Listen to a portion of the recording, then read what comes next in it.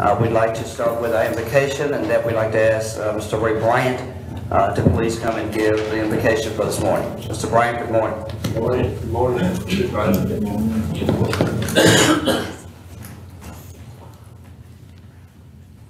Let's all pray.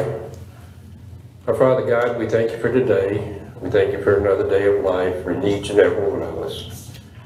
And Father, during this season that we're celebrating now, we just want to thank you for your Son, Jesus Christ, that was born to come to this world and live for 33 years.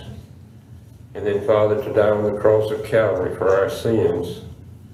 And then rose again so that we may have eternal life. Father, we just want to say thank you for that. Thank you for all that you've done. And Father, be with the supervisors this morning as they consider the situation before them, that you'll lead and guide them in the right decision to be made for this county. And Father, protect all the county workers today. And Father, we thank you for the military that's throughout the world that's protecting us and the freedom that we have today. And Father, we just want to say that we love you, we honor you, and we give you the glory and honor. In Christ's name, amen. Thank you very much, Mr. Bryant. We'd like to tell everyone or advise everyone that we are streaming live, and for those watching us via internet, we'd like to, on behalf of the Hinds County Board of Supervisors, wish everyone a Merry Christmas. We're here for the confirmation of a new jail administrator this morning, and I'd like to start by recognizing a few people in the audience. We have members of the monitoring team here, Mr. Lawrence Digpen, Mr. Jesse Smith, Dr. Jimmy Bale, that are here. Gentlemen, good morning. Good morning. And I also like to recognize Mr. Andrew Jenkins, who's the project manager for the Board of Supervisors for the Raymond Detention Center, that's present this morning. We outlined a process that we're going to follow without objection from the Board of Supervisors. That process would be to start off with opening statement by the Sheriff, who's our present. Sheriff, good morning. And then from that, he will introduce the candidate. And after the candidate has been introduced, then we'll start a line of questioning, beginning with District 2, 3, 4, 5, and then the chairman. And from that particular point, we'll go to a second line of questioning in that same order. After that second line of questioning is complete, the board will then go into deliberation if needed. If it's the pleasure of the board, then we will not deliberate. If we do deliberate, then we will go into executive session. After we come out of executive session, then we will ask the board for a voice vote on the candidate, and given the outcome of that, then we'd like to have a closing remark, either if successful by the candidate and by the sheriff, and then we'll adjourn the meeting. Without objection from any board member, that will be the way that we will proceed this morning. So in doing so, we'll go ahead and get started. So we'll now ask the Honorable Sheriff of Hinds County, Sheriff Lewis, if he would come to the podium to give an opening statement, and we'd like to ask and invite the candidate to please come forward and have a seat at the table. And then after the sheriff, then you can give your opening remarks either from your location there or at the podium. Sheriff, good morning. Good morning. I also too like to recognize the monitoring team that was a part of this process that was laid out through the grand jury report. We're here this morning to introduce to the board the selection on behalf of the Sheriff's Department, the jail administrator. Before you, you should have the biography of the recommendation from the Sheriff's Department. And with that being said, I hope you had time to review it and go through it. And we are honored this morning to introduce to you a person who has a long history in corrections and is no stranger to Hinds County as well. So without further ado, I want to thank the monitoring team who we worked so closely with to come to this recommendation for the jail administrator. And we'd like to introduce to you for recommendation, our selection, and Ms. Diane Gaston Riley. Thank you very much, Sheriff, for that introduction. And we'd first like to say welcome, Mrs. Riley.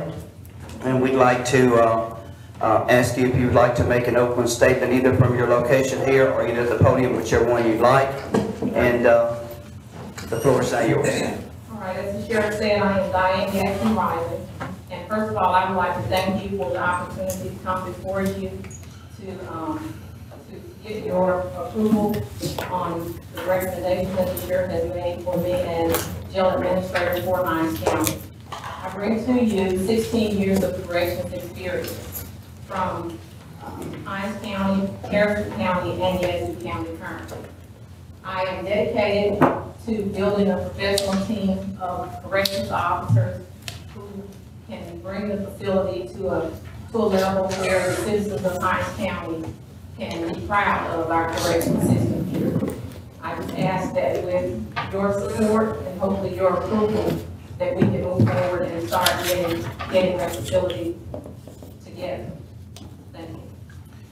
Thank you very much, and we appreciate that.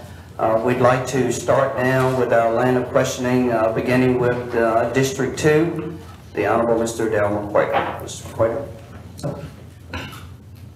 Good morning, first of all, Sheriff, and to Mrs. Gaston Riley.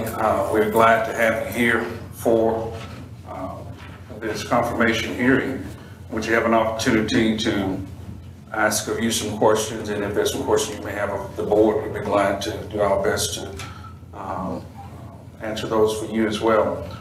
First of all, have you had an opportunity personally to walk through the facilities that you will be required to oversee along with the sheriff, or have you strictly just did the interview process itself? I have walked through the facility with the current board of the facility. Okay. How do you define the role of a jail administrator? What do you feel that your responsibilities are as a jail administrator? I believe my role is overall supervision of the correction system, making sure that policies and procedures are in place and that staff understand what those procedures are and that they are following them, and making sure that custody, care, and control is maintained in that facility, and that the citizens of Hinds County feel secure with our detaining people that have been charged with crime.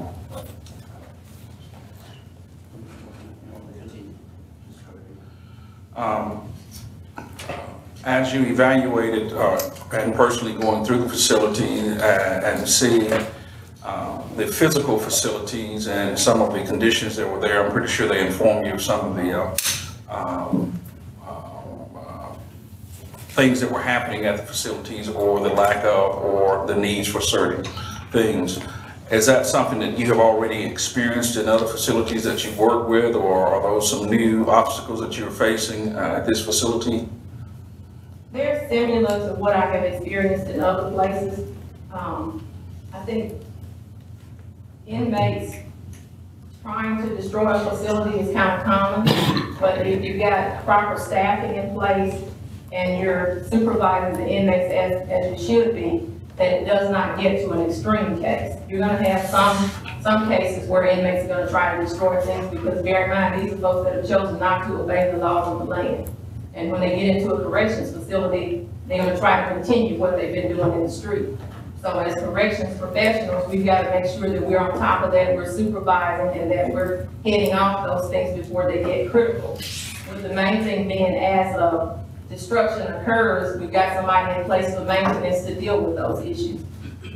And a final follow-up question to that, in the other facilities that you have seen similar incidents or circumstances, and the question would be, were they corrected in that facilities, and what role did you play in it? Or were you responsible for it, or you were part of a team if they were corrected at the other facilities? They were corrected, and all of those facilities that I worked with, maintenance has been there on site where we've been able to address those issues that have occurred pretty quickly.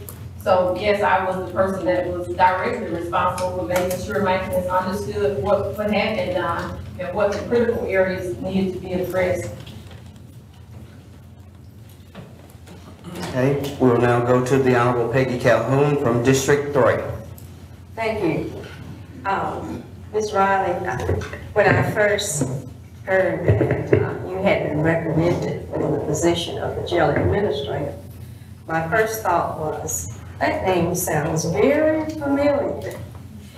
My second thought was, she's a female. And I'm pleased. And that's because there are very few female administrators in the area in the field of corrections. And you come to us with 16 years of correctional experience. And I'm pleased, and I'm going to just say right now, as far as I'm concerned, welcome back. Thank you. I do have a question for you. There has been a lot of unrest and destruction at the Raymond Detention Center. What are your plans on what will you do to ease the restlessness of the inmates at the center? As far as the restlessness of the inmates, I want to make sure inmates understand, I believe in humane treatment. That regardless of what goes on, what crime you've been charged with, humane treatment is my #1 priority. And making sure as long as you don't violate any rules and regulations in this facility, my job is to detain you until the courts tell me what to do with you. Very good. Okay, we'll now move to the Honorable Mr. Tony Greer of District 4. Ms. Riley, welcome. Thank you for being here. It's my opinion that good government comes out of the implementation and execution of good policy. And I see on here that one of your strengths is developing policies and procedures. I think that that's extremely important, especially in an environment where you're dealing with the kinds of people that you're having to deal with at the detention center. Could you give us some ideas of some creative things that you've done in the area of developing policies and procedures that would benefit Hinds County? The main thing in terms of policies and procedures, I like to follow the American Correctional Association guidelines. Those are the national standards that have been established, and whether you choose to seek accreditation or not, those are good standards to follow in terms of the operation of the facility. So basically what I do is follow those procedures and make sure that they're in line with Hinds County. You know, it won't be 100%. We got to make sure that that particular procedure works for Hinds County, but that is the primary basis. So your goal then would be for us to at least meet the minimum standards of the ACA, is that Yes, true? sir. Okay, and then maybe aspire to some level of excellence in that facility, Most or all definitely. facilities. In so doing, those kind of policies and procedures walk hand in hand with fiscal responsibilities. You have to balance the monetary concerns with that facility out there. Do you see any problems in that regard? I do not. I believe in maximizing the inmate labor. Of course, everything cannot be done with inmate labor, but we want to make the best use of what we have because we recognize that all correctional facilities fall short when there's funding. And, you know, we know there's no big pool of money just for corrections. It has to take care of the whole county. So we want to maximize the free labor that we have available to us, the folks that are incarcerated. Exactly. My last question has to deal with more of a kind of a cultural issue in our corrections and our detention system. Do you see yourself fitting in with the management style that's currently in place here in Hinds County in regards to how our detention centers run? Yes, sir, I don't see that as being an issue because I've had the pleasure of working with your current board before when we were in Harrison County together. So I believe our management style is very similar. So I don't see that being an issue at all. Was your relationship with current warden a strong one Yes, from it a was. professional standpoint? Yes, sir, it was. That's all, Mr. President. Okay. We'll now move to the Honorable Mr. Kenneth Stokes of District 5. Thank you, Mr. President. Ms. Riley, good morning. Good morning. Have you had a chance to read the report of Hinds County Grand Jury?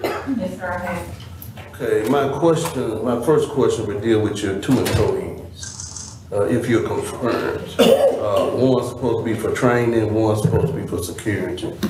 What's your position on that? What kind of time frame we're looking at? What's my position on the 2 positions that? Yes, ma'am. Okay, now for the security position, I do have someone that I worked with before that is interested in assisting Hinds County. And as far as training, I want to evaluate what we currently have on site, because my goal would be to get the detention training back at that facility so that before people are placed to work, they have an opportunity to receive the proper training for the job they've been chosen for. My main concern is lawsuits. And we trying to say this county from becoming a broke county, like so many other counties. Yes, A sir. major lawsuit could break us. Yes, sir. Have you had a chance to talk to the legal people about the status of the current lawsuits, about trying to make sure we have something in place to make sure that we're all on the same page? If a major lawsuit is filed, and I say if, because we're dealing with a situation where you got vultures, and I hate to call some lawyers that's waiting to file a suit against Hinds County. I have not spoken with the legal people in terms of what lawsuits are currently pending, if any. But I believe that's something that I can be brought up to speed on and ensure that we're following those ACA standards. I believe that minimizes any exposure that we would have as long as we're following those guidelines. In terms of Part C, and Mr. President, I don't know, we got 3 quarters, 1 round. In terms of Part C, this is my position. I'm not speaking for anybody else up here. Okay. A gentleman recommended that some things be done to enhance the, I don't want to use the wrong terms, to enhance the corrections, the lockup, so to speak. Now, it's my understanding that they're now saying that if we do anything to these jails, to the lockups or to the doors, then a warranty would not apply, when it'll be out of warranty. Now, if this man is telling us that we're gonna have the same problems that we had before, if we don't make the needed, necessary changes, then why would we accept Part C and we know it's not fixed? I believe, and I'm gonna ask you, I guess there's a lot in this question, if the sheriff department and you say that it's not ready to be accepted, I don't think that, unless legal tell us something different, that we shouldn't accept it because it's not ready and we're gonna have the same problems and then we back to point fingers at each other. What's your position on that? Well, I agree with you that it should not be accepted until it meets the needs of the facility. And I understand what some of the issues were before, and with the understanding that I only walked through that area once, and that the information I received was from the board in terms of what the issues were before. And my understanding is the new design was to address those issues, specifically allowing the inmates access to the control room. The design that's currently in place in Part C, I believe, will prevent that from happening again. So- But I definitely agree that we should not accept until it is ready for occupancy. So if you have a disposition, would you have a role in advising all the board, if they want to hear me because I'm not knowledgeable in jails, about whether we should accept it or not accept it? It's not gonna do us any good to accept the keys and then you have inmates going in and out again. Would you take that leadership role to give us a memo at least, to tell us your pros and cons about accepting and not accepting it? Yes, sir, with the sheriff's permission, I'll provide you with, because I would first provide him with information on what my professional opinion is about accepting that particular pod or in other pods once they've been renovated. But with the sheriff's permission, I would welcome the board doing what we're doing, you know, from a security standpoint and what we feel is appropriate. As one supervisor, could I request y'all to get us a memo, telling us, cause this gentleman seems like he's knowledgeable about this jail and the lockup. I think his name is Robbie something. Robbie Nelson. Yes, get us a memo, so we need something in writing, letting us know the pros and cons, about, you know, what we're going into. It's not gonna do us any good to accept it and then start saying, well, we shouldn't have done it. Could you give us a memo, letting us know, look, if you accept this, this is what you accept. If you don't accept it, then we have a chance to get this thing fixed properly and get with our legal people, because this might, I foresee, be the same thing we witness out there now, a facility not repaired properly and not built properly, and just lawsuits over and over and inmates doing what they want to do, especially when this man told us what we could do to have a secure facility. Like I say, I would, be under the sheriff's leadership in terms of what he would provide to the board. But I would definitely make sure he knew my professional opinion in reference to whether or not it should be accepted in its current state, with the understanding that we want to be careful not to expose too many, security concerns to the public. Because there are some things that we need to not discuss because it is a security issue. Finally, Mr. President, the issue of correctional facility versus detention facilities. My understanding was built for detention. Now we're trying to move to a correction because of the type of people that we have in there. Can you expound on correctional facility versus detention facility? Well, your detention facility is where pretrial inmates are held. And normally correctional is once you have been convicted. Then when you go to the Mississippi Department of Corrections, it's considered a correctional facility. So basically, what Hinds County has is a detention facility. But we got inmates with correctional facility mentality. Some of those that have been convicted before and have gone to the penitentiary, yes, sir, they have that mentality. Okay, thank you, Mr. President. I went to the second round. Thank you very much. Ms. Riley, good morning. Yes, sir. I'm going to assume that the reason why you left Harrison County was to take the position at Yazoo County, is that correct? Well, there was a little time in between Yazoo and Harrison County. Okay, was that an indirect or a direct supervision facility? And have you worked in either or both? The direct facility that I worked in was Hinds County. Harrison County was not a direct facility, it was indirect. Okay. And I noticed that you've had an opportunity to look at the grand jury report, and this might be a redundant question, but what do you think that you can do to immediately affect the operations at either of the facilities if you've had an opportunity to actually go into this particular facility, mainly the Raymond Detention Center? Is there something that you feel like you can do that will immediately affect the way the center is run, or the security in the procedure or in the building? Well, sir, I don't think it's any quick fix answer, but I definitely want to go in and try to get your employees confident and feel like they're working in a safe environment. And it's going to take the support of the Sheriff's Department and this Board of Supervisors to accomplish everything that needs to be done, but there is no quick fix. It will take time to ensure we got policies and procedures in place, staff have been trained, and that inmates understand that we're not going to participate in inhumane treatment, and we want the staff to feel safe working in an environment where they've chosen to work. Okay. Is it your desire or professional opinion that we should have, or there should be some type of promotional process or career development plan for the individuals working at the detention center? Yes, sir, I believe we should have a career plan for our staff, because I don't think people want to retire 20 years later and still be functioning as a corrections officer. There needs to be a path for those that choose to excel. Okay. We've asked you a lot of questions. I'd like to ask another question, but this question is for the board to get a little bit of more insight regarding you. A little bit about yourself. You reside in Yazoo City, you're married, children, just a little bit more about you, and what do you feel like is your strong point for this particular job? Currently, I am residing in Yazoo County. They have housing there for me on site, so I actually live on site where the prison is. But I still have a home in Harrison County. Okay. I am married and I have 2 children. Okay.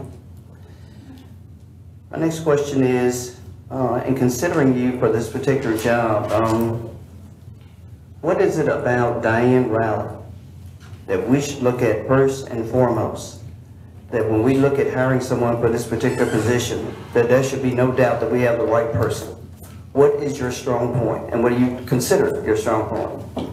Well, I believe my strong point is I'm an administrator, and I believe in building a team of professionals. Professionalism is very important to me, and I think that staff should conduct themselves as professionals at all times. I think sometimes when we work in a correctional facility around people that have chosen to break the law, that can kind of sway the opinions of you as a person. But I assure that staff have the training that they need to do their job. And I stress that professionalism is required of each staff member. And if you choose not to be professional, then we're going to deal with that in a disciplinary fashion. Okay. You come very highly recommended by some people in the industry that really know corrections, and I appreciate that. In the current facility that you're working in Yazoo City, have there been any breaches in security that you had to deal with since you were there? Yes, sir. There have been breaches on the regional facility houses state inmates and county inmates. So on the county side, we have had a breach in security. We've actually had an escape. But what we did was, once the person was captured, then we took a look at what caused the escape to begin with. And at that particular time, it was negligence on the part of the staff. It didn't have anything to do with the design of the facility. It was just a matter of negligence. Okay. All right. Thank you very much. We'll now go back to District 2. Supervisor McQuaid for a second round of questioning if we have any. Again, I'm not for sure, I don't know for sure how much you are aware of Hinds County's situation, their facilities, or whether it's just a brief encounter or just a few interviews. But hypothetically, if going into this, do you have a plan of action or a timeline that you would like to see certain things happen within the first 90 days or 100 days or the first year, or have you had an opportunity to evaluate it to that point yet? I have not had an opportunity to thoroughly evaluate, but I definitely want to work closely with the sheriff in terms of what his priorities are.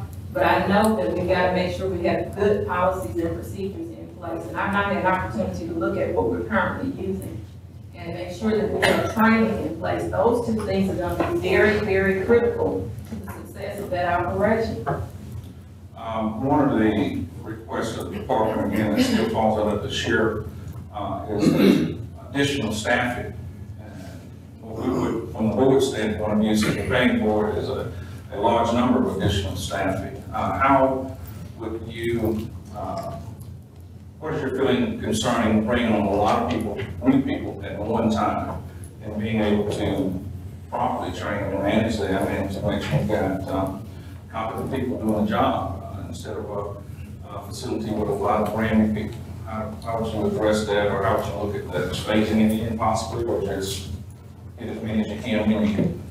Well, I'm not a big fan of mass hires because I don't think it does the employee justice in terms of getting them in, getting them trained, and getting them comfortable with what needs to be done. I mean, I realize that we are in a critical situation and we want to do it as expeditiously as possible, but we also want to be effective. And I think in order to be effective, we might need to do it in smaller phases to go ahead and make sure that everybody knows what their responsibilities are while we are covering those critical points as well.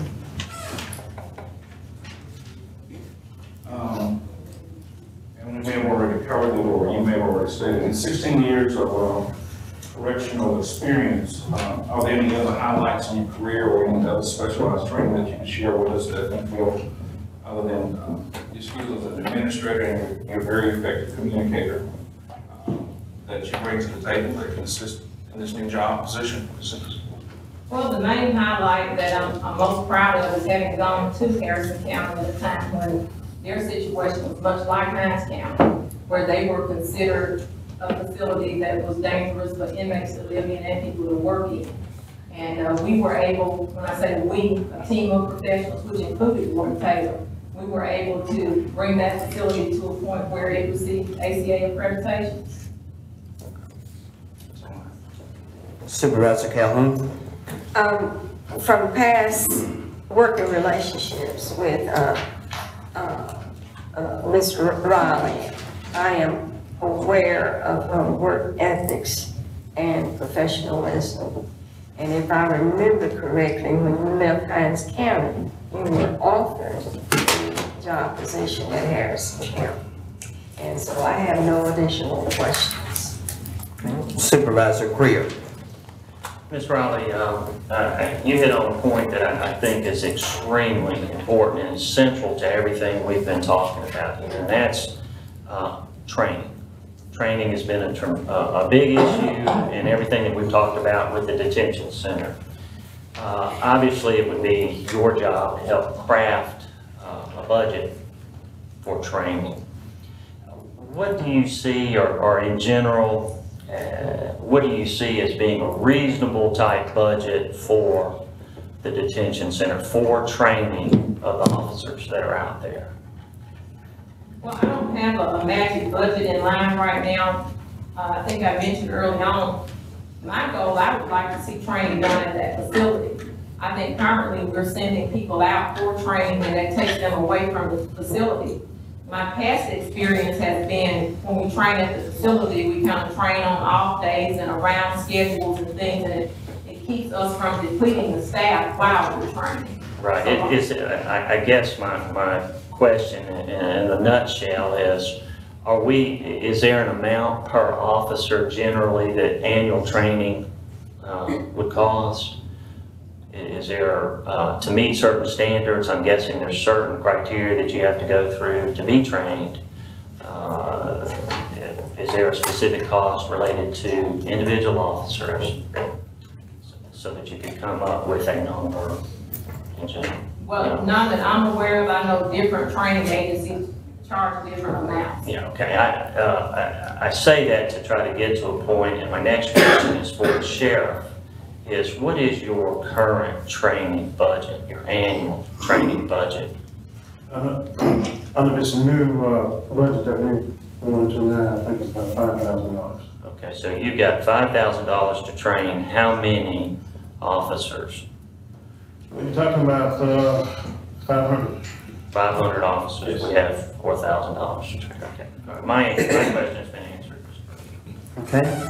Supervisor Stokes? Thank you, Mr. President.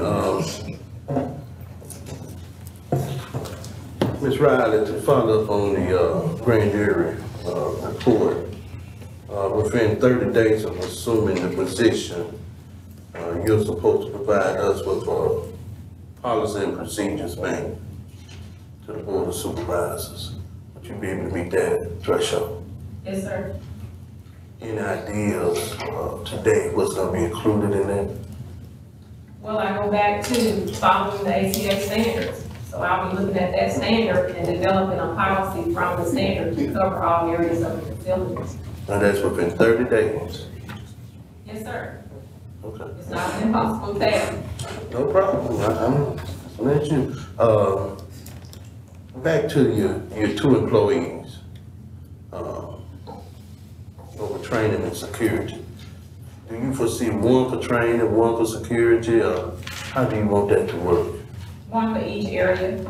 Now, go ahead. The security person I see as a chief of security, that's through the facility day in, day out, looking at the operation and making sure that should a breach occur, that we're on top of it and we're dealing with it, and that they know what staff are doing and they understand, make sure the staff understand what their responsibilities are. And the training person primarily focused on continuing education, the initial orientation, and those things that we're required to meet from a training standpoint. So I see it as two separate positions. Now, the chief of security will be responsible for You said roving, seeing what's going on in the facility,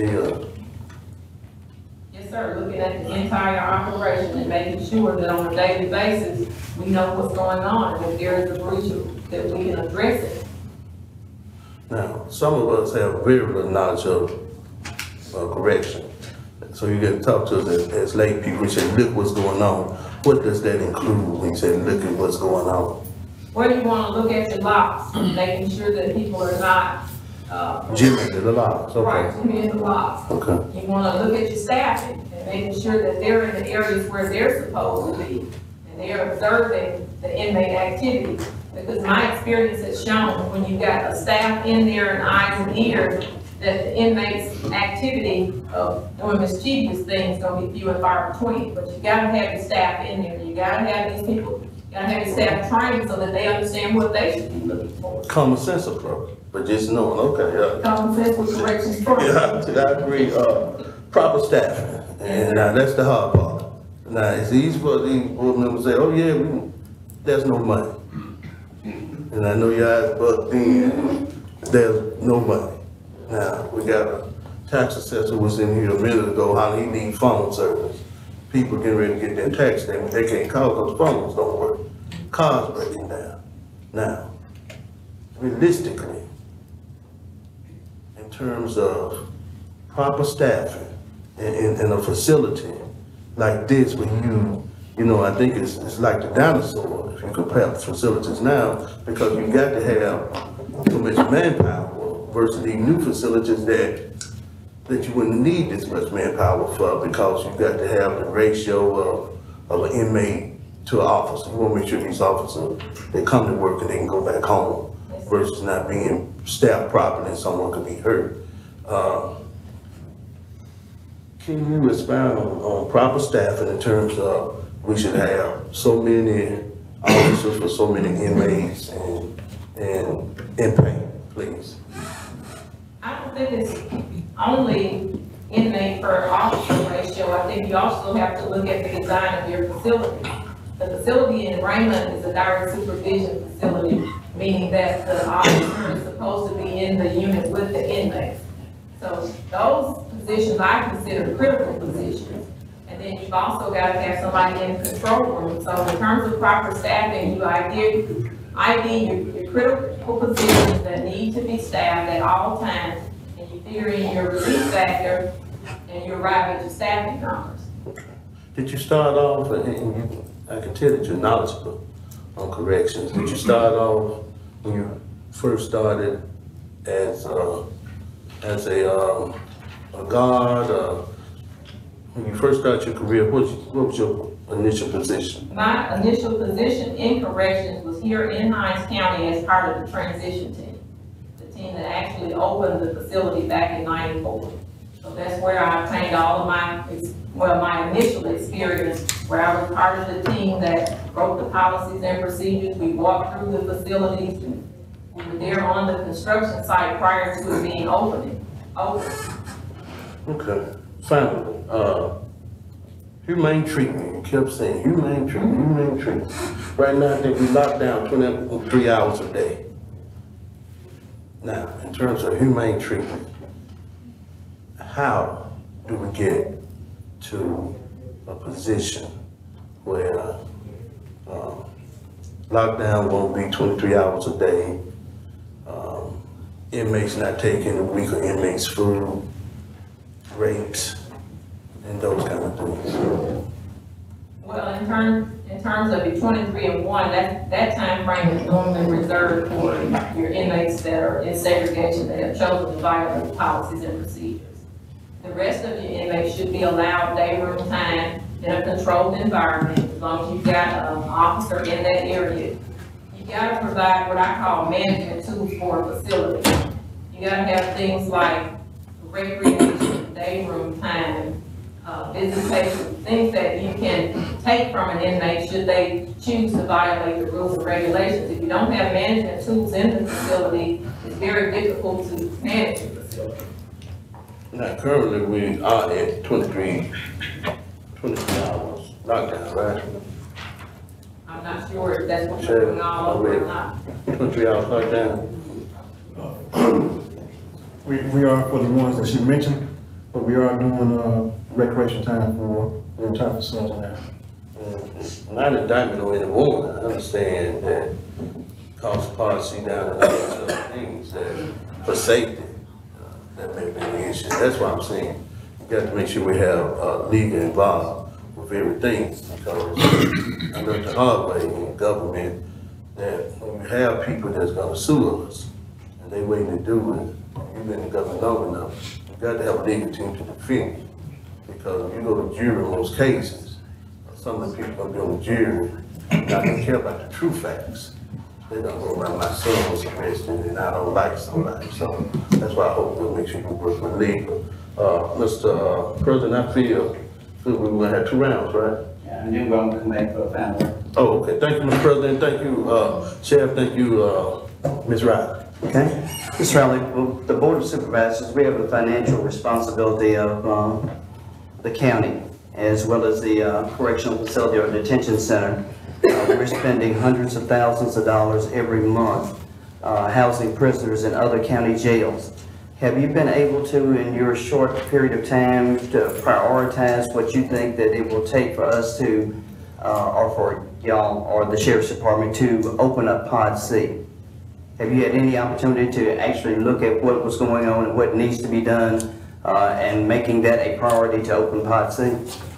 Well, I did tour Part C, and it appears that there is a little painting that needs to be done, and I think the floor still needs to be done.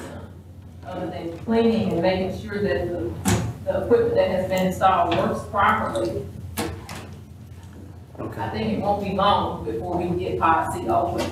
But it's a matter of looking at the other pods to determine if they're still usable or what we need to do there before we rush the inmates back and not be able to put them in a safe environment. Right. And keeping what Supervisor Stokes said regarding scheduling and the board being financial responsibility for providing the funds. In either one of the facilities that you worked at, either Harrison County or Yazoo, were you able to change the scheduling to be innovative as far as the amount or the way the scheduling is done to get the maximum amount of participation by the guards or people that work there in order to use them to where we would not have to have mass hirings? And scheduling is one of the primary things I mentioned to the sheriff early on that I wanted to look at, being able to take the amount of staff we have and maximize their usage. So that's definitely what I've been allowed to do in the past, and I would hope I will be allowed to do with this go around. Look at our scheduling and make sure that we're using them in the most efficient way possible. Okay. Thank you very much. We'll now go to a final round of questioning. If any supervisor, starting with District 2. I have no more questions. I want to thank you for coming and doing the hearing with us and being interested in working and serving with Hinds County.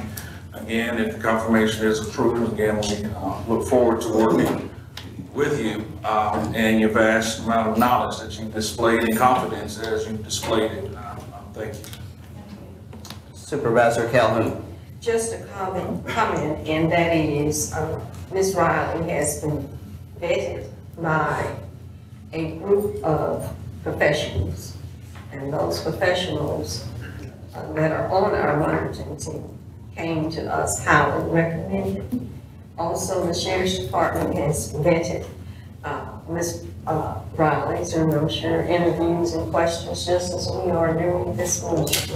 And I feel confident with your background and your credentials that you can come to our Hinds County Sheriff's Department and add value to the process of working with our criminals. Thank you.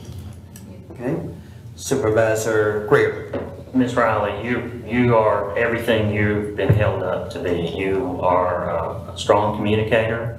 You've said all the things that interest me in the way of policy and procedures and training. Your professional experience is strong, and I am looking forward to bringing you on board as our administrator. Supervisor Stokes. Ms. Riley, the report states that the starting salary for a detention officer is $21,816. And further states that this negatively impacts the quality of people applying for work. True statement, false statement? Would you feel that a person at this job should start with more than $21,816? Well, I think it depends on the funds that are available. If that's what's available at this time, that's all we have. But I would ask at some point on the next budget year that we could reconsider. But for right now, it is what it is. How much would you want your detention officer to start with? Well, what I would like to do is look at the neighboring counties, because we don't want to get into getting people in, getting them trained, and then we lose them to neighboring counties because our salary is not comparable. So what I would like to do is do a study of the neighboring counties and make a recommendation to the sheriff based on that study. Okay.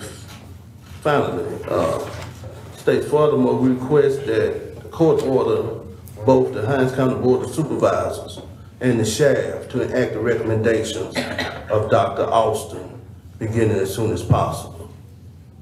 Now, most of these things, in terms of enacting the recommendations, are going to fall under you. How do you keep the board and the sheriff from violating the court order? Come again with the last part. How do you keep the board and the sheriff from violating a court order? Well, assuring that we're addressing everything that's in that court order and developing a timeline and making sure that we're addressing those things, and those things that I see as an issue that we're not able to address because we need the support of the board and the sheriff's department, making that recommendation to the sheriff. So are you gonna keep us directly as a board informed? Are you gonna speak to legal to keep us informed through legal? How do we as a board stay informed as to what's taking place to make sure that we're not violating this court order? Well, it's my understanding that I report to the sheriff, so I'll make sure that he's aware from my professional standpoint where we are and what we're doing. And then he makes sure that whoever he needs to is informed. Okay. So, Am I incorrect? no, I'm just asking because I need to know today, because I don't want to be accused of violating a court order. And we got to make sure that everything that's in this report is done. Yes, sir. And it's gonna fall on you, and it's easy today for everybody to say everything hunky-dory. And then 6 months from now, everybody pointing the finger. So I'd rather have these things asked now, so we'll have an idea what's gonna take place. And say that this is what we said gonna happen, because this court order is important. Yes, sir, and I intend to make all efforts to address what's there in the court order. And if I'm unable to address it, I'll make the sheriff aware of what my needs are to get to the point where I need to finalize what's there. Thank you so much, God bless you. Thank you, Mr. President. Thank you very much, Supervisor Stokes. My final comment, Ms. Riley, is that your reputation precedes you. Your knowledge and experience is unquestioned, or unquestioned. I feel like that you'll be an asset to Hinds County, to all the citizens, as well as the individuals that work at the Raymond Detention Center, all three facilities as well. So on that, I'd just like to say we really appreciate you coming this morning. We appreciate you for even considering the position. You're very highly qualified, and you come with a ton of recommendations. So having said that, if there are no other questions from any other supervisors, according to the process, I had stated that we will go into deliberation. If there is not a desire to go into deliberations, then we will skip that particular point, and then we'll go directly to a voice vote. What's the pleasure of the board? Is it the pleasure to go into deliberation? No. I don't see any. Okay, so not having votes to go into deliberation, we will now go for a voice vote on the candidate, and Supervisor Calhoun has stated that she would like to make the voice vote motion. Yes, thank you, Mr. President. I would like, I move to approve the recommendation of our monitoring team and the sheriff's department to employ Mrs. Riley as the jail administrator for Hinds County Detention Center in Raymond, Mississippi. Okay, we'll now go to Supervisor McQuater per second and an aye vote. Aye. Okay, and we'll now go to Supervisor Greer for an aye or Mr. President, just in terms of, no, in terms of the motion, she's gonna be over all detention, not just Raymond. yes. Well, yes, you're Okay. correct. All right, so we'll amend that to be all three facilities, Greta. We have an aye vote from Mrs. Calhoun, an aye vote from Supervisor McQuater, Aye. aye from Supervisor Greer, Supervisor Stokes. Mr. President, I have some concerns, not about this candidate. She's more than qualified. I am extremely pleased with her manner of asking and the question that was asked, the way she answered. She's not a bookworm where she's looking in a book trying to tell you something. It's coming from her head and her heart. There's no question that I think she can handle the facilities. I talked to Dr. Bell when I first got in, and I asked Dr. Bell, who I consider a big brother, not a father figure, because he's too young to be that. I thought we should have received all of the people who applied for the job. We should have received their vita, a resume, so we could compare and contrast, which was not done. So I don't know if there was anyone better or worse, because we don't know who were the other people to apply.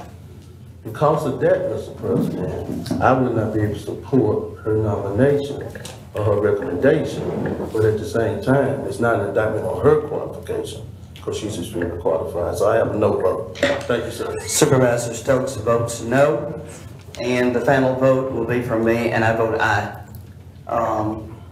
The motion passes on a 4-1 vote. Mrs. Riley, welcome aboard. Welcome to Hinds County.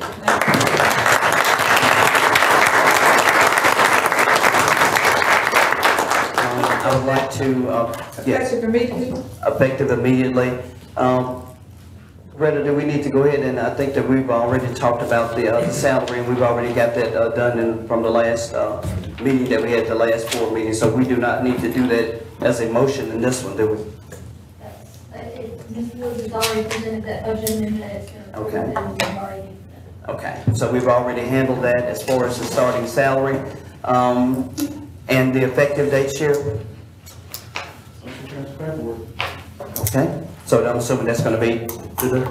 So we need, for the record, we need a date. Yeah, we need a date. So you're gonna say today? Today? Okay, all right, so that will be effective immediately. Any other questions or any other comments from the board? If not, then we'll go back to the candidate for her to give closing remarks. Mrs. Riley, welcome aboard. You have the floor. Well, I would just like to thank the Board of Supervisors and everyone that has come today to listen to this hearing, and I trust, well, I hope that you will place trust and confidence in me, and I assure you that I will work 110% and work with the Sheriff's Department and make you aware of what our needs are as we move forward and develop a facility that Hinds County, the citizens, and the government officials will be proud of. Thank you. Thank you. Thank you very much. Sheriff, would you like to make a closing remark?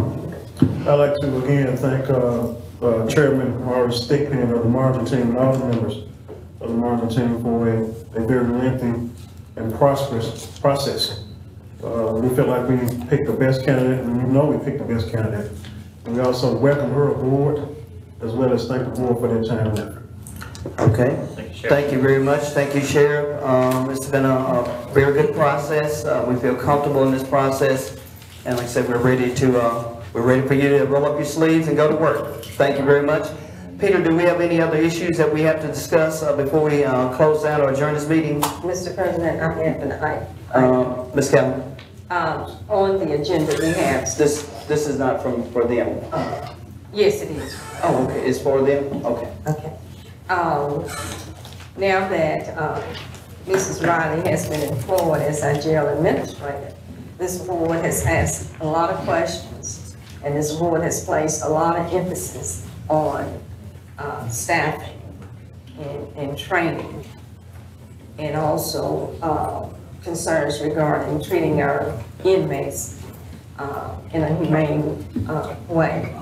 So this morning, I would like to make a motion to provide the Sheriff's Department with the necessary funding to start staffing the Joint Work Center and there was a wall that was reconstructed for the purpose of housing additional inmates. So I would like for a member of the Sheriff's Department to come and explain the purpose of that wall that has been renovated for housing additional inmates before I make a motion.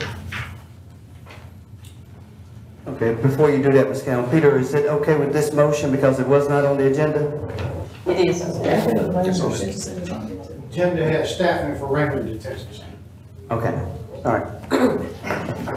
Pertaining to what Ms. Calhoun was saying, in addition to what Ms. Riley was saying, it has been discussed prior to her appointment today, and also with her afterwards, since she's decided to take the position, that, as you know, and as Supervisor Stokes mentioned, that, and Supervisor Graham, that the mass hiring method, we don't want to go with that, but we do need the board to put in place the funding to hire additional staff that we need to staff what we call the work center. Now, at the work center, as you know, there was a wall erected, and with this wall, it allowed for misdemeanors to be held on one side of the wall and pretrial detainees to be held on the other side of the wall. With that being said, the wall has been erected. The door for the wall, for the wall has been ordered and will be in within the next couple of weeks. And what we need now is additional staffing for that side of the wall. Now, just like you said, we will not do a mass hiring, as you said. We've already done some hiring, but we will not do a mass hiring.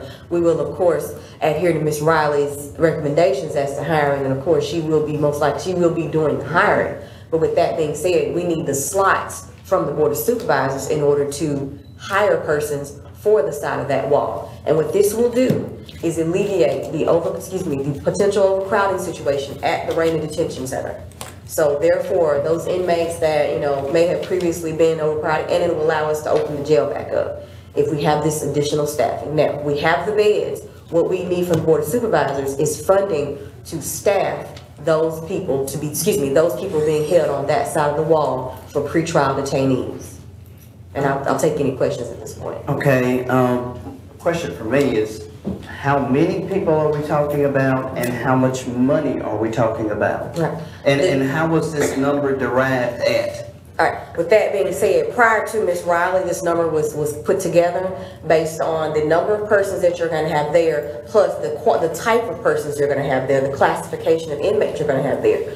We have previously classified those pretrial detainees that go to the work center will be lower classification, being those who are first-time felons, those who are, of course, all of them are but they're not second-time offenders. They have not yet been convicted, things of that nature. With that being said, we use the model that we'd used previously at the work center, which means a ratio based on the inmate population. So if we had 100 inmates, the belief was that we needed at least 29 staffers. That would cover all 3 shifts. That would cover monitors in the back, monitors in the front, and monitors that rove back and forth throughout the dormitory style facility. With that being said, though, with Ms. Riley being on board, we would ask her to go back and reevaluate that, of course, and make sure that that 29 personnel, or if more or less is needed, she would make that determination. But what we need from the board is authorization to hire based on her determination of what is actually needed for that situation. So we're definitely allowing her to go back and reevaluate the situation based on her expertise to say, hey, this is a good thing. But either way, we need approval from the board for the additional staffing for that wall. Okay, can you tell me how much? I can tell you about how much. I'm not a correctional expert, but based on our assessments of the situation, the personnel we're going to need, about, not exactly, but about $1.1 million, Okay, so you're asking us to make a $1.1 million decision? No, I'm not. Right No, now. I'm not. What I'm asking is for, I'm saying no set amount at this time right now. You just want Ms. the Riley to do an authorization. assessment. We need authorization from the board. Okay. Ms. Riley will do an assessment. She will coordinate with the county administrator and say, hey, we've looked at this side of the wall. This is what we need.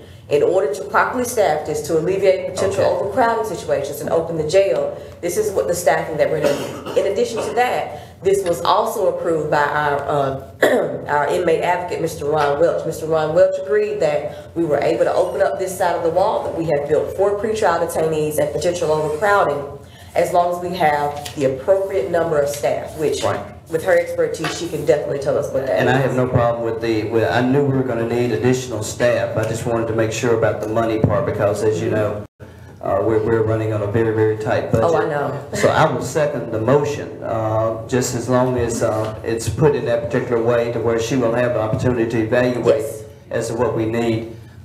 Supervisor Calhoun, and then we'll go to any other supervisor. The light's not working right here, so Mr. President.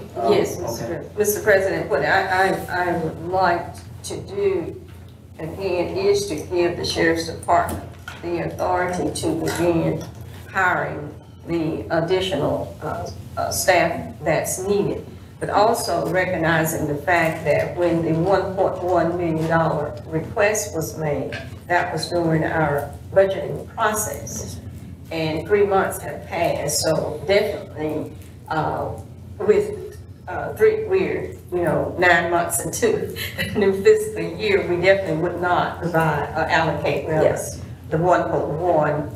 Probably be an estimate of 700 to 800 based upon the recommendation that comes back. So I would like to give you all that authority, and at our next board meeting, we come back and approve a dollar amount that you would need to actually move forward and hire all of your staff. That sounds more than appropriate. Supervisor Stokes. Mr. President, I'm trying to make sure what the motion was, because I'm hearing dollar amount and I'm hearing giving Ms. Riley a chance and see how many people that we need. Right. Now, I want to make sure that the motion I vote on is not dealing with money, because it's not going to do us any good. I'd be glad to say, yeah, we'll give them $5 million, but we don't have it. Now, somewhere down the line, we got to start trying to trick the people and make them think we got money we don't have. This budget is already at a situation where it might collapse. It's a very tight budget. And my question would be, if Ms. Wood was here, where we gonna get the money from? No Ms. Wood, so county administrator, where we gonna get the money from? Thank you, Supervisor Stokes. It really depends on the money. It's hard to answer that question not knowing what funding is being requested at this time. Well, if it's less than 1.1 million, I think that's what Supervisor Calhoun saying, because we're already 3 months in the budget year. Even if we say 750,000, where will we get 750,000 from? Well, right now we do have money in our surplus funds. However, let's take our time though. Right. We need surplus and we need reserve. Well, I'm speaking of the surplus. Fund balance. Fund balance, okay. Correct. However, I do want to let the board know, as I've given a report before, that there are several items that we need to take care of as relates to the grand jury report requirements, staffing training that will be coming forward from Mrs. Riley soon, and her evaluation of the detention center facilities. So we have tailored some funds set aside for anticipated expenses. So it really depends on how much funding is being requested, where that funds come from, because we're also combining funds from bond money to use in certain areas. We're talking about considering swap funds to use for certain things under requirements. So we do have to look at it very carefully, how we're earmarking funds. How much do we have in the fund balance today? Right now, about $2.3 million. Okay. And you're saying it's earmarked, and right. The phone system would be how much? Phone system is ranging close to $200,000. We're talking building wide.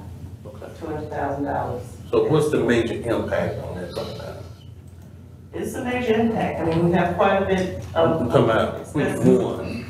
Just give me an idea of what is the major that we're gonna have to pay that's already projected out there 2.3. Out there $2.3 million. What we projected to use for that funding is the salary for the jail administrators coming out of that fund, the 2 support staff, the funding for the monitoring team. Also, we anticipated unknown expenses as relate to whatever staffing requirements in the future for the detention center after a independent personnel staffing analysis is completed. Also, training expenses for the staff. Okay, now, the only thing now, this 2.3 million, this is not reoccurring funds. So we can't do her salary and these other things if they're not reoccurring. That means this money won't be here next budget year. That's correct. So we got to have money to pay her salary and other things for reoccurring funds. Correct, and we're talking about staffing in this request and potential staffing needs later. as well. Okay, all right, thank you, Mr. President. Supervisor McQuater. Yes. To the sheriff and Ms. Riley, again, I'm in support of your efforts in making sure we comply with the grand jury report as well as the other items that we're under based off of the court. But one of the things I want to emphasize or request an accountability on when it comes to hiring of the employees, and again, I will be in support of that. But when it comes to hiring of the employees, that we're not duplicating or not creating additional spots that we don't have to have. One of the things that, as you stated in your testimonies, is that your position is going to be a new position, then you've got security, then you have training. And you indicated that security would be ones that's checking the locks or checking certain things around the perimeter. I'm almost certain without being down there, knowing that there's somebody else that's down there checking locks as well. So that's a duplication in my opinion, and I may be wrong on the statement. We have a jail warden as well at that facility. There are some spots that we can merge together. There are some spots that we can restructure the organization. Please take that under consideration, and when you're doing it, not that it's just a blank 29 positions. In my opinion, with the jail administrator and 2 people, along with what we already have, then it may not be 29, it may actually be 25, 26. That's what I'm looking for. That's what I'm trying to find out. It's not escalating the numbers as far as concerned. Also, as we're doing this for this year, we will be able to have an ideal as to how these employees are going to come on. We're going to hire 10 this month, 10 next month, 10, however it works out.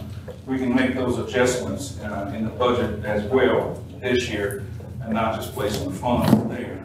Again, I expressed to the sheriff and his department that District 2 probably represents 40% of the county. Most of it is unincorporated. I've got over 400 miles of roads in my district in the unincorporated area. I have enough money in my budget to pay less than 1 mile. So there's a lot of other issues that we have to address as well. So we're trying to help, but you got to help us to help you to be successful in what you're doing. What happens here is a reflection not only of the sheriff department, but the board entirely, and Hinds County as a whole. So please take those factors under consideration when you do come back for your budget requests. I don't know if we're going to deal with it today or not, but that is one area that I was concerned about is how we account for this extra. Okay. All right, Dana, just 1 second. Dana, what we're talking about is 2 different issues. We're talking about the work center and we're talking about the, so what this request is that we knew we were going to have to do something for the work center with the wall, and this is dealing with the federal. Yes, that's what I wanted to clarify with the Board of Supervisors. Right. Let's remember these 2 areas. Right now, Ms. Riley is on board because of the help of the grand jury putting together this report and coming out with this information. That's the grand jury report. What I want the board to remember and understand is what we're staffing now for is the federal court consent decree, which of course Ron Welch filed against us in federal court, a violation of our standing court order. That standing court order gave us, I believe it was 30 days to comply with the request with a number of things that they wanted done in reference to alleged overcrowding, and also in addition to that, there's just a few maintenance issues. We have cleared up the maintenance issues. We have alleviated a lot of the overcrowding, but we're trying to keep that from boiling over. So the way we came up with that was we came to the board and said, hey, we have some extra space here. Let's erect a wall for pretrial detainees. So this appropriation will be in accordance with the federal court order filed by Ron Welch, where he was also kind enough to give us a 45-day extension. That extension is up today. Okay. Let me just, then we go to Ms. Calhoun. This will be done in consultation with Ms. Riley, correct? Yes, sir. Yes, Okay. sir. Now, that's what I'm saying. With Ms. Riley being on board, she can come in Right. and better help us assess what the proper staffing would be for that pretrial detainee wall that's mandated by the federal court decree. Supervisor Calhoun. Attorney, would you also explain penalty if the board does not move forward in allocating additional funds for the purpose Yes. of housing? The penalty for not complying with that federal court order after we've gotten this 45-day extension would be the loss of the state workers. And I want everyone to understand what the difference between the state workers and the pretrial detainees. Of course, Raymond Detention Center and the Jackson Detention Center hold what we call pretrial detainees. These are persons who have not yet been convicted of crime, but who have been arrested and accused and are awaiting trial and or prosecution of a crime. Whereas the work center is a joint state center between the state and the county where convicted felons who have been convicted by a court of law in any county in the state of Mississippi are being held and housed. These are low offending individuals. Most likely they are drug convictions, fraud and things of that nature. And these persons are convicted felons that serve out their time at the work center, and they do numerous jobs around the county, including different county departments, as well as other institutions around Hinds County, including the Animal Work Center, the Salvation Army, and things of that nature. If this court order is violated, the Mississippi Department of Corrections will take back the inmates, and that is about 150 at last count inmates that do all of that, picking up the side of the highways and things like that. They will be taken away from Hinds County. And they'll We move have- them out to that. We have a motion and a second Question. It's a question. If those 150 people are removed from Hinds County, Yes, sir. would that free up 150 beds? It would free up 150 beds, but it would also take away millions of revenue that you receive for those What I'm inmates. asking, if we free up 150 beds, could we not use those beds for the over 200 or 300 people that we got in other counties? Well, if Or you- we can't put them in those beds? Well, I don't believe for we have certain 200 or reasons? 300 in other counties, but if you do that, if you do decide to let your state inmates go, first of all, you will lose that revenue.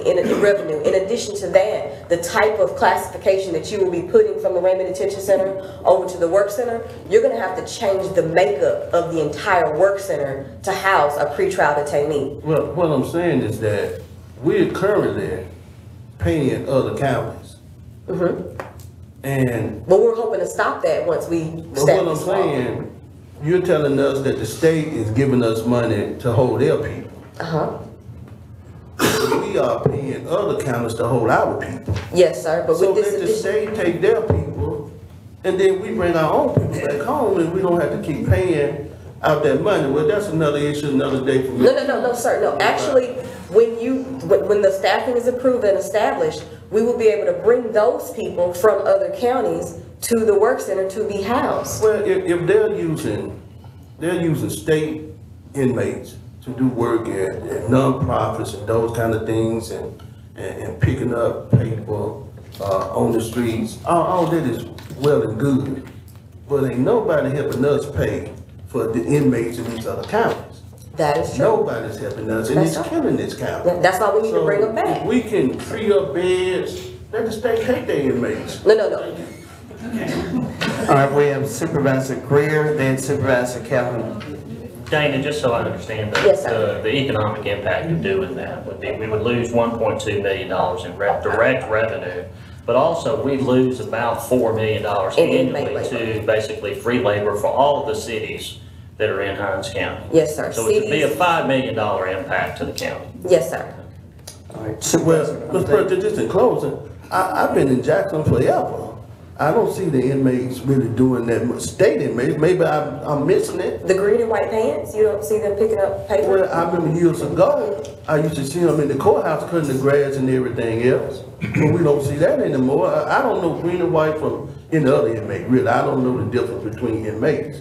But, you know, I know they're not at City Hall doing things, I know that. They're not, you don't want an inmate in City Hall. What you want is your inmate picking up paper, they work at Central Repair, they work for maintenance, they wash, there's one downstairs washing cars right now, who washes all the county cars. I mean, inmate labor is very important to this county. Okay, Supervisor Calhoun, and then we'll move on. Likewise, the inmates assist with community cleanups, they assist with the upkeep of the Highway 18 Parades, things of that nature. project. It's The fair. There's a long list. We have approximately $2,250,000 in our reserve funds. Reserve funds are set aside for emergencies. For the past year, this county has been operating as far as our criminal justice system, period, in a crisis emergency mode. I think now is the time that we take advantage of the fact that we have the $2.255 million and use those funds to fund the staffing of the work center. So my motion again is to give the approval for the sheriff's department to move forward and hire necessary staffing for the work center. And at our next board, and come back and provide the dollar amount that's needed to hire those individuals for board's approval. Okay, Supervisor Stokes, and then we'll vote. Mr. President, I don't have a problem with trying to staff properly. I'm gonna follow this grand jury report. It states the facility, the last sentence in the first paragraph, the facility also possesses a major liability risk to Hinds County. We got to do something. But Mr. President, we got to understand basic mathematics. You cannot fund these positions on non-recurring money. The reserve is not reoccurring. That means if you pay them like this today, next year they not in the budget, because that money ain't gonna be there. You got to make sure you have a steady stream of finance. If you're gonna fund these positions, fund them in a way where they're in the budget to reoccur. Otherwise, next year they're gonna be over here saying, well, we're not in the budget. We use reserve money. That reserve money's not reoccurring. Thank you, Mr. President. Supervisor Stokes, that does make a lot of sense, and I agree with that statement, and I agree with that assessment. So we really do need to make sure that we're frugal as it relates to what we're doing here today. So I would just caution the board that we need to take a very good look at this and to make sure that the new administrator makes the recommendations as to what we need. Supervisor Gallo. Thank you, Mr. President. I've been with this county for approximately 22 years. I've seen our general funds budget fluctuate up and down. I've seen that we have scheduled a budget of X amount of funds. Then I've seen at the beginning of the new year, we have some new growth. And if I'm not mistaken, Greta, we've always received some new growth in funds at the beginning of the year. I don't know what will happen in 2014, but certainly when it comes to this board preparing a budget for 2014, 2015, we again will have to go with a very lean budget, establishing priorities, establishing those areas that we have to fund, that we are under a mandate to fund. Other things perhaps may have to go. But if we went back through our budget for 2013, 2014, there are definitely areas that this board can alleviate and receive additional funding. Right now, our priority is to comply with both federal and state mandates. And I suggest that this board move forward. Supervisor McQuater, and then we're definitely ready to vote. Okay. I need a little clarity on this as well. Right now, the last report I heard on the federal decree and just opening up this separate part, it is a recommendation, not required, but it is a recommendation that if we staff that side of it, we would free up 100 beds, if I'm not mistaken. With that, you're recommending that it was 29 employees that was needed to do that, which is a recommendation. I expressed my concern about duplications of positions to do it. Ms. Calhoun's request was to let you go and find out what you need, come back before and get approval. The only amendment that I would ask of it, if she would agree to it, and I would put a number with it, and that would have been up to 21 employees, and then they can make a recommendation beyond that. That way we know the numbers that we're working with based off of the salaries that have already been stated to the board.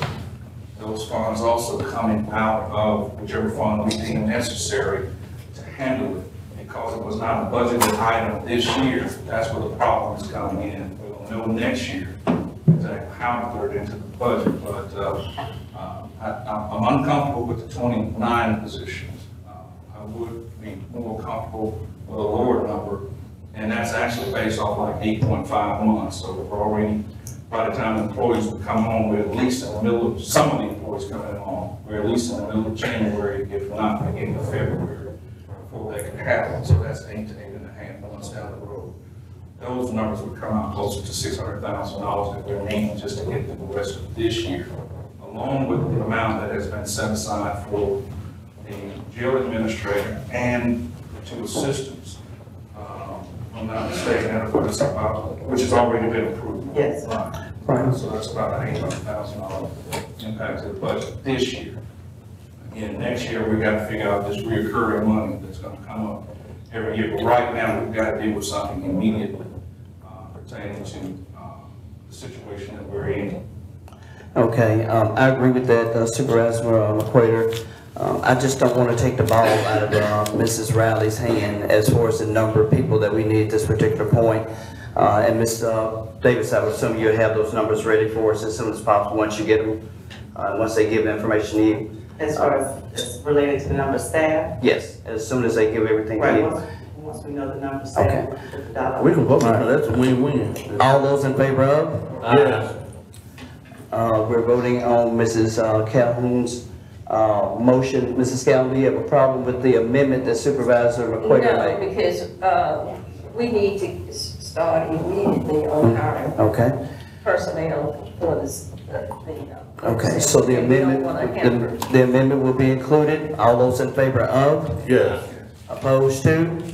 Motion passes. Thank you very much. Thank you, Dana. Peter, do you have a couple of issues that you have to go through? And then, Sheriff, we don't want to prolong you. We want Ms. Riley to get to work now. We want to make sure that she can hit the ground running, so we really appreciate y'all coming. And thank you very much, and welcome aboard. At least you see what we have to do now. Ms. Riley, welcome aboard. Thank you, Mrs. Riley. To the board, just have a couple of issues from Peter, and just a couple of requisition issues and invoice issues, and then we'll be finished. All right. Merry Christmas. Merry Christmas to everyone, and we'll go from there. All right. 1 minute, Bishop. Peter.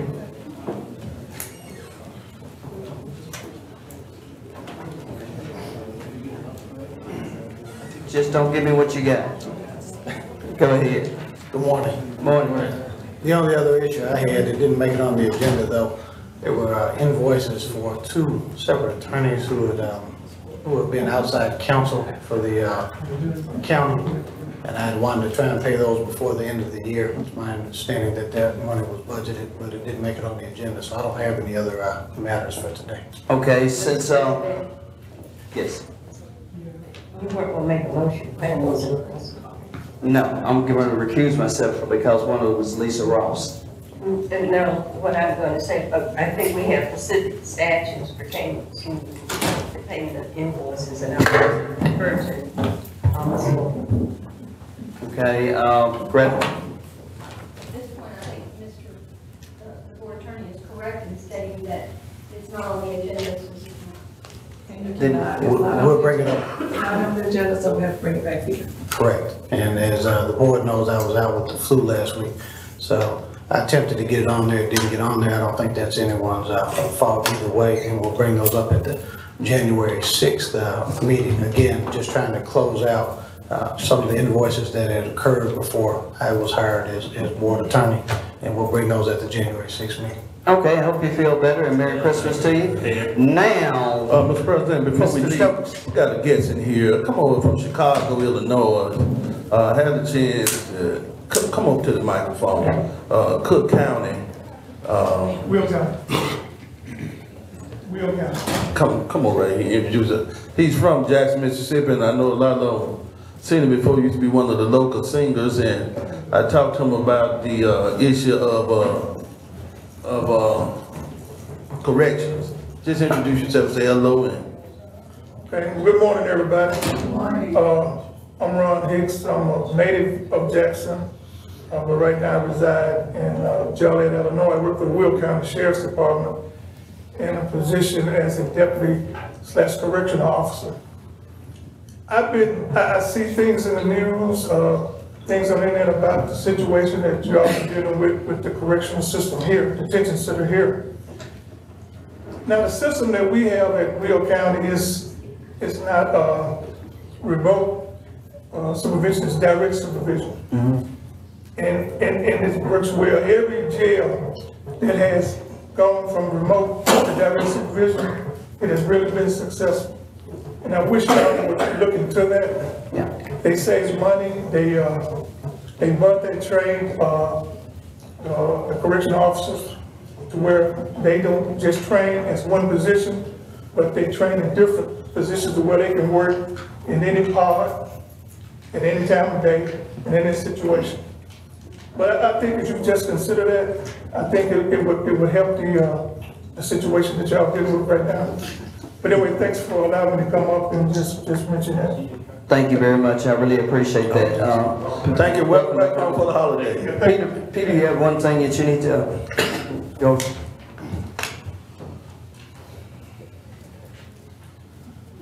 Last week, when we were at the detention center, there was some discussion about increasing the chief deputy's salary from its current level by $3,000, as I recall.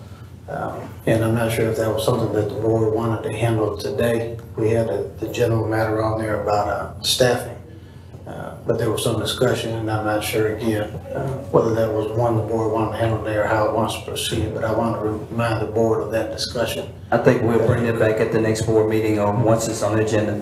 We'll need a motion to adjourn. It's been moved. Is there a second? It's been moved and properly second. All those people say aye. Aye, Merry Christmas. Merry Christmas. We are now adjourned to go to Thank you, everybody, Christmas. Christmas.